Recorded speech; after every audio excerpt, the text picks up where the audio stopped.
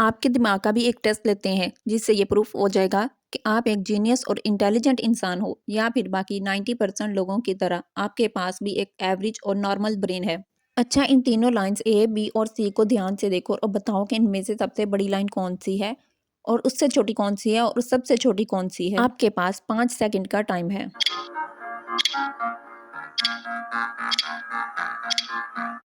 आपका जवाब definitely be होगा कि बी सबसे बड़ी लाइन है और सी उससे छोटी है और ए सबसे छोटी लाइन है। लेकिन आपका जवाब गलत है क्योंकि इन तीनों लाइंस की लेंथ यानी कि लंबाई इक्वल है। इनकी लंबाई एक जैसी है लेकिन इन लाइंस के एंड पॉइंट देखने से ये एक दूसरे से छोटी बड़ी लग रही हैं। इसे म्यूलर लायर इल्यूजन कहते हैं, जो एक तरह का ऑप्टिकल इल्यूजन है। इसे जीनियस ब्रेन आराम से सॉल्व कर लेता है। अब आप ये देखो, अगर आपके पास वाकई जीनियस ब्रेन है तो आप 10 सेकंड के अंदर बता सकते हो इन तीनों में से कौन फेक इंजरी शो कर रहा है। इसे अभी पॉज करके आराम से देखो।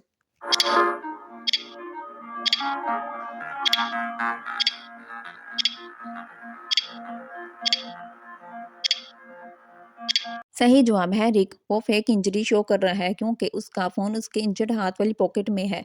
लेकिन उसका फोन उस हाथ वाली पॉकेट में होना चाहिए जिस हाथ को वो यूज कर रहा है। डेफिनेटली रिक ही नकली फ्रैक्चर्ड हाथ लेके खड़ा है और फेक एक्टिंग कर रहा है। इस तरह की डीप ऑब्जर्वेशन एक जीनियस माइंड ही कर सकता है, जबकि एवरेज माइंड हर चीज को ऊपर ऊपर से देखता है। एक नॉर्मल और एवरेज ब्रेन में लॉन्ग और शॉर्ट कनेक्शन दोनों ही एवरेज होते हैं, इसलिए वो एवरेज काम करता है। लेकिन जीनियस ब्रेन एक साथ ही शॉर्ट कनेक्शन पर फोकस करता है, मतलब किसी एक एरिया में एक्सपर्टीज और लॉन्ग कनेक्शन पर भी फोकस करता है।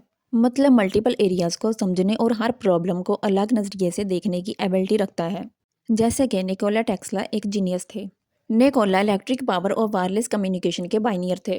वो अपने माइंड में ही टेक्निकल डिजाइन को विजुअल कर लेते थे और किसी भी तरह के फॉल्ट को भी अपने ही माइंड में सॉल्व कर लेते थे। इस स्किल को आइडेंटिक विजुअलाइजेशन कहते हैं, जिससे हर photo, memory, detail, shape, colour हर ब्रेन को क्लियरली याद रहता है। और यह स्किल सिर्फ जीनियस के पास ही होती है। हमने आपको एवरेज और जीनियस ब्रेन के बीच का डिफरेंस तो बता दिया है, लेकिन मेन मसला ये है कि ये कैसे पता करें कि आपका माइंड एवरेज है या फिर जीनियस है। इसलिए हम आपको 5 ऐसी इंटेलिजेंस बताने वाले हैं जिससे आप अपने माइंड की जीनियस और एवरेज कैपेबिलिटी को आइडेंटिफाई कर सकते हो और अपने ब्रेन को कई गुना ज्यादा बढ़ा सकते हो। तो हो सके तो एक पेपर और पेन लेकर रेडी हो जाओ। The tate rod personality test. तो पहला है पर्सनैलिटी टेस्ट, जिसमें हम आपसे 4 क्वेश्चन पूछने वाले हैं। तो पहला क्वेश्चन ये है कि आप ऑर्डर्स और इंस्ट्रक्शंस को बिना सोचे समझे फॉलो करते हैं या फिर समझने के लिए बदले में क्वेश्चन करते हो। अगर आपका जवाब हाँ है तो चांसेस हैं कि आप भी जीनियस हो सकते हैं, क्योंकि क्वेश्चंस हमेशा अंडरस्टैंडिंग, इनोवेशन और कॉन्फिडेंस को बढ़ाते हैं। और जो लोग सवाल पूछने से घबराते हैं उनके कंपैरिजन सवाल पूछने वाले लोगों को एक एक्स्ट्रा एडवांटेज मिलता है जो उनकी इम्पोर्टेंस को फील करवाता है। जैसा कि स्टीव जॉब्स ने 12 साल की उम्र में एचपी के को फाउंडर को कॉल करके कंप्यूटर के स्पेयर पार्ट्स के बारे में पूछा था। स्टीव की क्यूरियोसिटी देकर बिल यूनस ने उसे इंटर्नशिप ऑफर कर दी।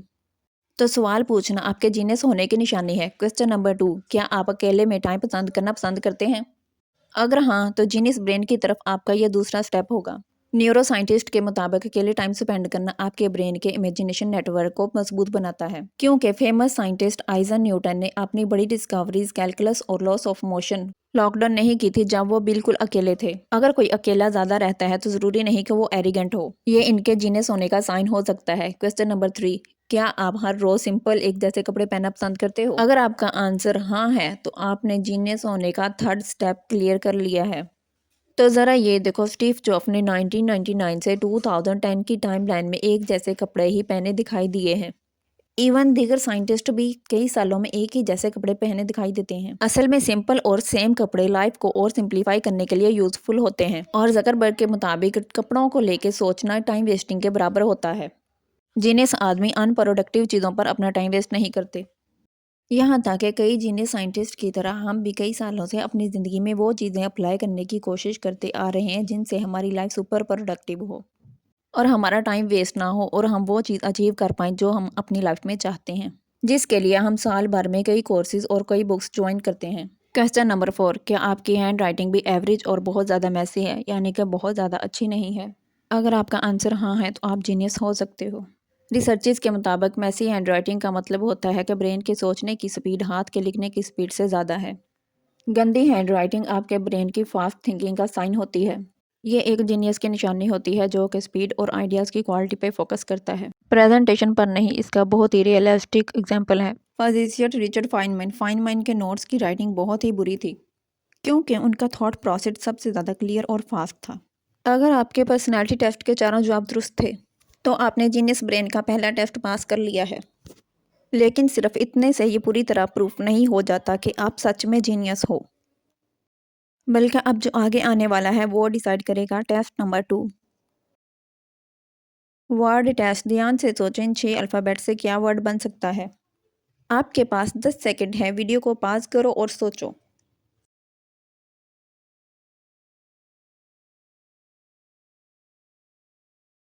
पीपल। चलो बताओ अब इन अल्फ़ाबेट से क्या लफ्ज़ बन सकता है।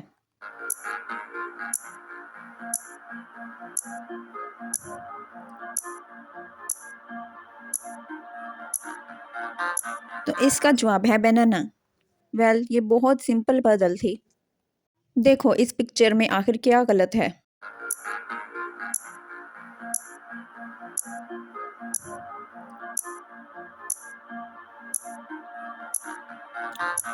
इसमें गलत वर्ड है फाइंड, यानी कि FNID लिखा हुआ है। तो चलो ये बताओ, क्या आप इसको 50 सेकंड में पढ़ सकते हो।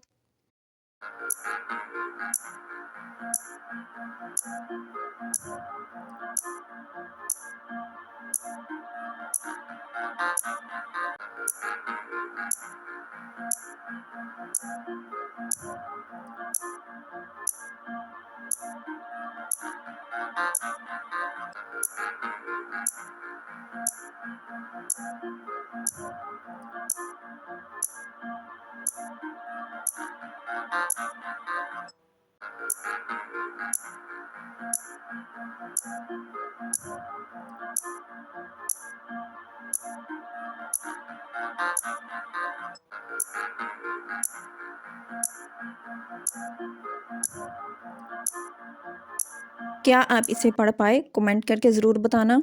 रिसर्चेस के मुताबिक एक जीनियस ब्रेन के लिए किसी भी सेंटेंस का परफेक्ट होना ज़रूरी नहीं है। जीनियस ब्रेन जंबल सेंटेंसेस के पैटर्न को आराम से समझ जाता है और आसानी से लिख लेता है। और अगर आपने इस पैराग्राफ को पढ़ लिया है तो आपने इंटेलिजेंस टेस्ट का सेकंड स्टेप क्लियर कर लिया है। आते हैं अगले टेस्ट की तरफ, 3 इमेज टेस्ट। ज़रा इस इमेज को 10 सेकंड के लिए ध्यान से देखो।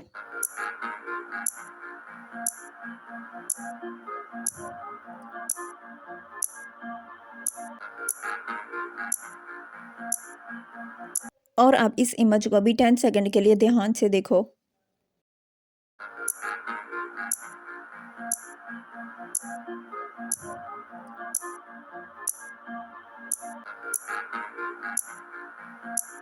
अगर आपने इन दोनों तस्वीरों को गौर से देखा है तो आपको इन दोनों तस्वीरों में कौन सा डिफरेंस नज़र आया है। देखें, रेड कलर जो कि ए और बी दोनों में है लेकिन सी में नहीं है। अब इस तस्वीर को भी गौर से देखें और देखें कि इन दोनों में क्या डिफरेंस है। 15 सेकंड के लिए वीडियो को पॉज करके आराम से देखें।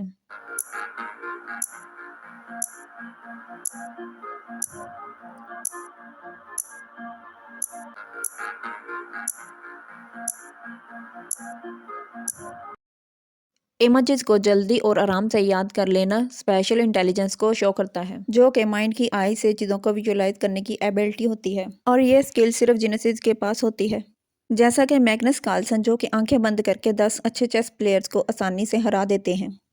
ऐसा इसलिए पॉसिबल है कि उनकी विजुअलाइजेशन पावर बहुत स्ट्रॉन्ग है, जो मल्टीपल चीज़ों को एक साथ याद और विजुअलाइज कर सकती हैं। अब अगला टेस्ट, मेंटल एबिलिटी टेस्ट।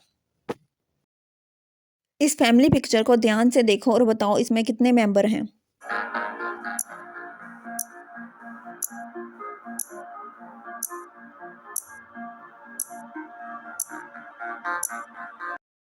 अपना जवाब कमेंट में बताओ। वेल, इसमें 3 मेंबर्स हैं। देखो, किसी की बेटी किसी की ग्रैंड डॉटर है और किसी की मदर किसी की ग्रैंड मदर है। तो ग्रैंड मदर, ग्रैंड डॉटर और डॉटर, ये 3 मेंबर ही हैं। और अब ये देखो और बताओ इस सीरीज में अगला नंबर कौन सा होगा।